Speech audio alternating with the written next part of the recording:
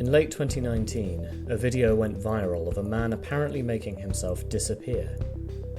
He claimed he had done this by inventing an amazing new material called quantum stealth, which bent light in such a way as to make the user invisible. Needless to say, the internet went nuts. Magazines queued up to do interviews with the genius inventor. It was reported on national news, and YouTubers by the hundreds recorded their amazement at the new quantum stealth technology. But of course, there were skeptics. We had seen invisibility hoaxes before, so could we trust this? Could it just be Photoshop or a trick of the light? Or was this really the start of a new era of invisibility? Well, it's actually none of those things. This is a story about how the entire world, including some of its most highly paid military and scientific journalists, and the majority of the internet, were fooled into believing that a child's toy was the single biggest breakthrough in physics for 100 years. Welcome to the bizarre world of quantum stealth.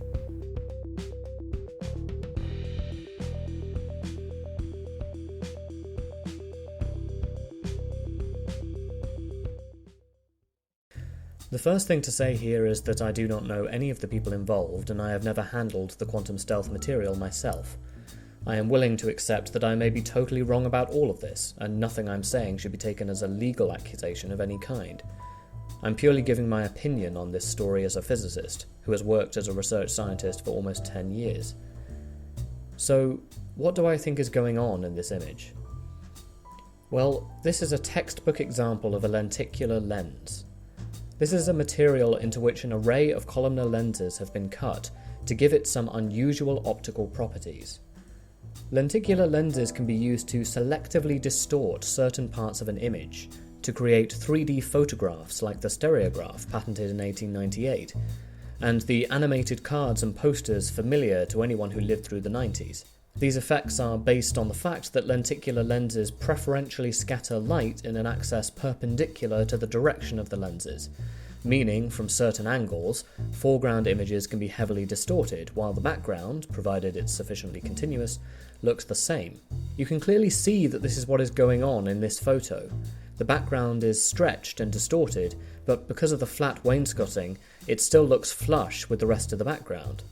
In many other photos released by the manufacturer, Hyperstealth, you can also see the characteristic distortions which tell you that this is a lenticular lens. Now, this is not just my inference. There are dozens of videos on YouTube using lenticular lenses to perform this trick and explaining exactly how it works. You can buy one online for a few bucks and prove to yourself how it works. I recommend you watch Action Lab for a full discussion of lenticular invisibility. You can also see this video by Randomonium, where he makes an exact copy of Hyperstealth's riot shield using supplies bought online. So there you have it, quantum stealth is just a lenticular lens. The images are real, this is not Photoshop. It's a simple magic trick that has been around for over 100 years. Okay. Are we done? I mean, that's fine, right? Someone showing off a cool light trick? It's not as if this guy is claiming to have made some breakthrough in quantum mechanics and is selling it to the army as a stealth system. How invisible are we talking here? If I walked into a room with a soldier wearing one of these cloaks, you wouldn't see him at all. He would be completely invisible to you. This isn't make-believe. The military has seen the so-called quantum stealth technology. It works by bending the light around an object, even concealing most of a person's shadow. Imagine what that could do for a sniper hiding in a field, or the American pilots who ejected over Libya when their fighter jets crashed last year. So we've actually made a number of big discoveries in this optical field in the last year or two. This is as close to magic, I would assume, as you can get. Now let's cut right to the chase and get into how it works, how it's made, and what it could mean for the military and the world at large. What we have here is version 1 of the material known as quantum stealth. Yeah, this is where things get really dumb. The fact is that even though any graduate with even a passing knowledge of optics could tell you that this invisibility system is a cheap piece of plastic bought online, The so-called inventor has consistently claimed that he has created some sort of incredible stealth technology based on physics-defying quantum interference effects. While this particular photo went viral in 2019, the story dates back to 2012. Yes, this is the second time the internet has blown up over this invisibility story. That first wave followed a CNN interview hosted by then Pentagon correspondent Chris Lawrence. The inventor used that platform to make wild and unfounded claims that he had invented a long sought-after macroscopic broadband cloak, a device based on a seemingly impossible bending of light. Here is what he originally claimed the technology does. Quantum stealth is a material that renders the target completely invisible by bending light waves around the target. The material removes not only your visual, infrared, night vision, and thermal signatures, but also the target's shadow. Of course, very quickly after that interview aired, skeptics like me started to point out that this was just a 100-year-old magic trick. At this point, an amateur con man would have gotten angry, perhaps made legal challenges or tried to discredit his critics. But the CEO of Hyperstealth is a lot smarter than that. Your CTV morning news show actually demonstrated it live. Ben Mulrooney had it this morning. And that has alleviated some of the concern that we're actually doing some video trickery here. Yeah. So what we're doing is we're bending light with a lenticular lens, and version 1 is a very simplified version of the material. This is the same material you see in 3D books and DVD covers and movie posters, where by moving side to side, you actually get a 3D image. So we're using the same material, and we've removed the picture from behind it to get that effect. Now, we've got 13 different versions, and the patentable versions are version 2 and up. He admitted that version 1 of the material, the one he had shown to the public and had been discredited, was just a lenticular lens, but claimed that he had always been saying that, and that the media had misreported it, despite the fact that his multiple websites are littered with claims about the extraordinary quantum effects behind his invention. The crux of his new claim was that there existed 13 different versions of the material, and the ones which he planned to sell to the army, version 2 and up, had never been shown to the public because the technology was either too dangerous or was classified by the military. Now, I'm not saying this is a definite lie, because he can say that himself. After claiming in 2013 that it was classified by both Canada and the US, he then wrote a release in 2019 on the same website that said, "The sentiment by the lead Navy PhD," there were 4 US Navy PhDs and 1 US Army PhD at the NRL meeting, was that if I was a US citizen, they would classify quantum stealth, but due to my Canadian citizenship, I needed to have Canada determine the status. The DRDC determined at the meeting that my quantum stealth technology would not be classified. Furthermore, here is what the only military spokesperson willing to talk about this in public has said. In an interview for Maple Ridge News, Major Doug McNair of Canadian, not US, Special Forces said, "We didn't pursue it further, at least not at this time anyway. It wasn't something we were interested in pursuing at the time. It doesn't mean we wouldn't in the future necessarily. We're aware of the company, we have the information, but we don't have a contract in place at this time."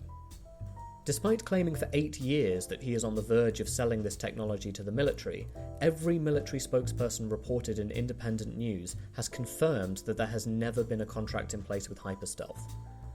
By the time the story resurfaced in 2019, his claims about what the technology did had totally changed. It was now supposed to be a negative refractive index material, created by layering various lenticular lenses on top of each other. He also released a statement describing how the media had manipulated the images he had given them to hide a disclaimer he had written, warning that the photos were either fakes, mock-ups, or something else. The disclaimer is very unclear. But you can still find these photos up on his website, and there's no disclaimer in sight. He also stated that he had never claimed he had made a wearable version like the one depicted here, despite making numerous claims that he had invented the Harry Potter Invisibility Cloak in his interview with CNN. What's coming up down the road and very quickly is the Harry Potter Cloak. The Harry Potter Cloak. The Harry Potter Cloak.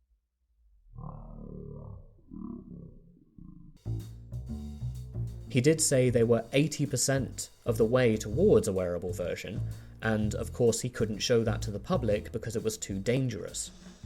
This is just a tiny part of the massive disinformation campaign which has been waged by Hyperstealth over the last 9 months, in which countless conflicting statements regarding the technology and Hyperstealth's relationship to both the media and the military have been made. I cannot refute all of those statements and claims because there are so many stories already out there, and new ones crop up every day. This is a confidence trick as old as time. You present a constant stream of contradictory, confusing information, producing so much, so fast, that critics can't possibly keep up. It doesn't really matter that none of it makes sense, because he isn't trying to make sense.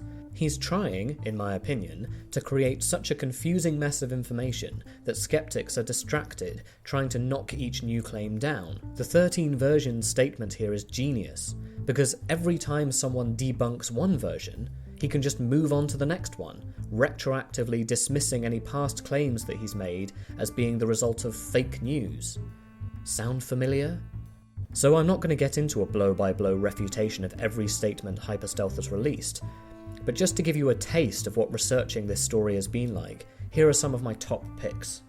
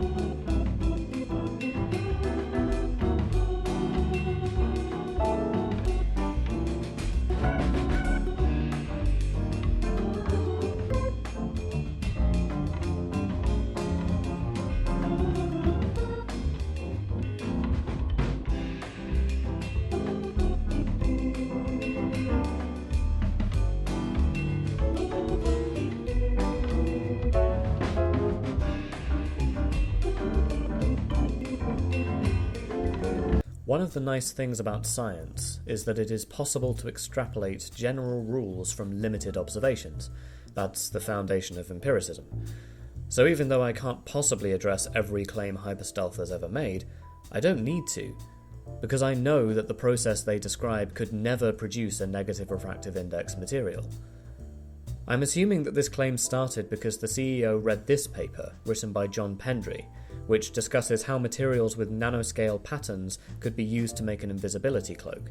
The CEO of Hyperstealth claims that Pendry privately endorsed his product, but conveniently refused to do this in public. But Pendry is a real physicist, and his work, while suggesting the possibility of an invisibility cloak, is full of caveats and qualifications about the concept's limitations.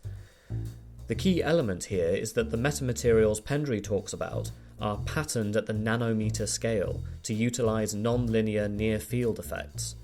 Even then, these materials would only work for a narrow band of frequencies, while Hyperstealth claim their cloak works equally well from ultraviolet all the way down to infrared. A plastic sheet with features thousands of times larger than the optical wavelength could never, ever accomplish this. It is simply impossible. This story is very different to past invisibility hoaxes, because the product does actually work as advertised. It's just that what it can do is incredibly limited, and not really a surprise to anyone. This is as close to magic, I would assume, as you can get. Okay, well, maybe it's a surprise to some people. But this system will never produce a Harry Potter cloak, not in 12 months, not in 100 years. Ask yourself how any material, even a super advanced quantum metamaterial, could ever produce something like the product in this picture. How could photons alone tell the difference between this lady and the ground? How could the material know to add lighting to the ground image, which here is clearly in shadow? Even if you accept the story that this image was always supposed to be a mock-up, this is what Hyperstealth consistently claimed their final product would look like. They could actually pull out, very similar to what they carry with a survival blanket, throw it over top of them, and unless you walked right into them, you wouldn't know that they were there. In short, the idea of a wearable invisibility cloak, as he describes it, is nonsense science, and there have been numerous studies over the years explaining exactly why it will never work. So, do I think this guy is some sort of master scam artist? No, I actually don't. I think he's just out of his depth. I want you to imagine a hypothetical situation, which I am in no way saying is exactly what has happened here. Imagine you're an inept amateur inventor, the grandson of a famous autodidact. You have grown up idolizing the Rick Sanchez vision of the garage scientist, but you've never quite been able to live up to your grandfather's legacy. Until one day, you stumble on a secret so massive, you are convinced it will change the course of human history. You're so excited that before you even check with anyone else whether you've really discovered something or it's just a cheap magic trick, you start trying to sell it to the military. By the time you realise the horrible mistake you've made, it's too late, because you've already done an interview which has gone viral. At this point, you have two choices. Either admit your incompetence, admit that you poured a huge fraction of your company's resources and work hours into a useless product, or construct an elaborate fiction to cover up your blunder. But that's just a hypothetical story. It has absolutely nothing to do with hyperstealth. This machine utilizes X-ray, alpha, beta, and omega rays and ultraviolet. What about the new material, the X13? I need more time to study it. That is what an invisible army will bring. I have seen it. It was actually my shareholders that sat me down at an annual general meeting and said, "You've been promoting this material to the military since 2010. You've done 40 demonstrations around the world, and you haven't made a dime from this material."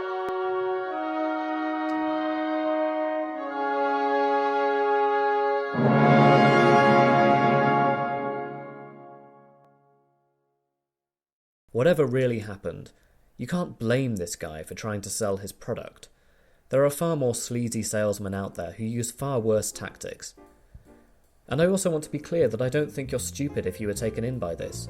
If you'd never heard of a lenticular lens or a Lubor's lens before, this would look pretty damn cool. And it is pretty damn cool. It's one of the most popular optical tricks you can do.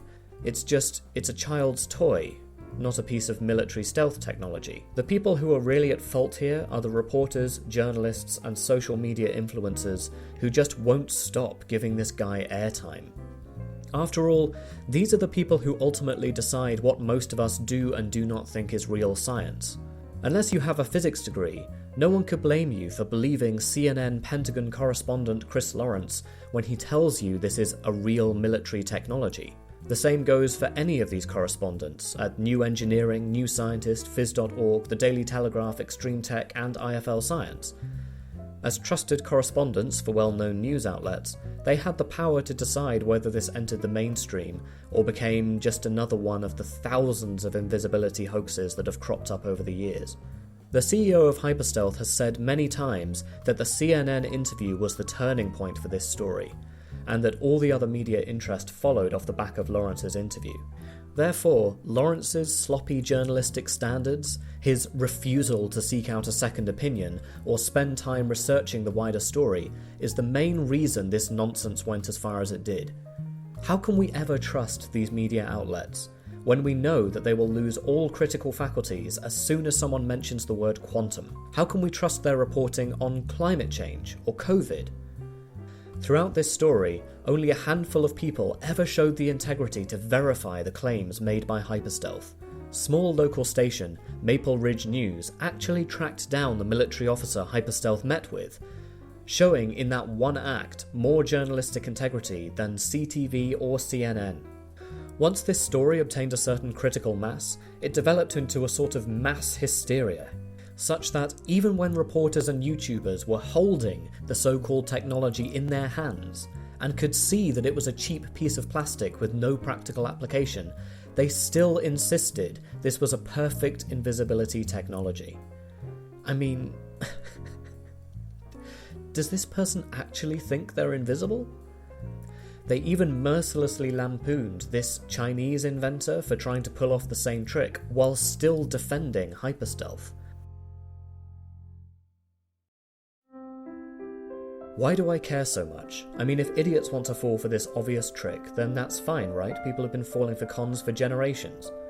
But the reason I care is because of what this says about the credulity of the media towards fake science. The world is full of deluded people with inflated egos, with dangerous con men trying to swindle people, with shadowy agendas. We trust reporters to be the gatekeepers of fact, to investigate the lies of people in power. But when the media have so little understanding of science that the word quantum leaves them stupefied, when the majority of science correspondents for national newspapers have no scientific training of any kind, how can they tell fact from fiction? If even people within the scientific community are so credulous and incapable of doing basic fact-checking that they will fall for this, is it any wonder that millions in research money are wasted on fraudulent science every year? This kind of mass delusion is why we now live in a world where truth is optional. We will never make progress fixing the mess we've made of the world until these so-called science journalists pull themselves up out of the gutter and start taking their jobs seriously again. And we can all help that process along. Journalists behave like this because they know most of us won't take the time to find out the truth. We will click, absorb, retweet, and then move on, never stopping to think or look deeper. So next time you find yourself about to share some wild story about invisibility, just take a second to think, to ask yourself whether you're about to share a lie. It might only be a brief firestop, but if we all do it, it might be enough to turn the tide.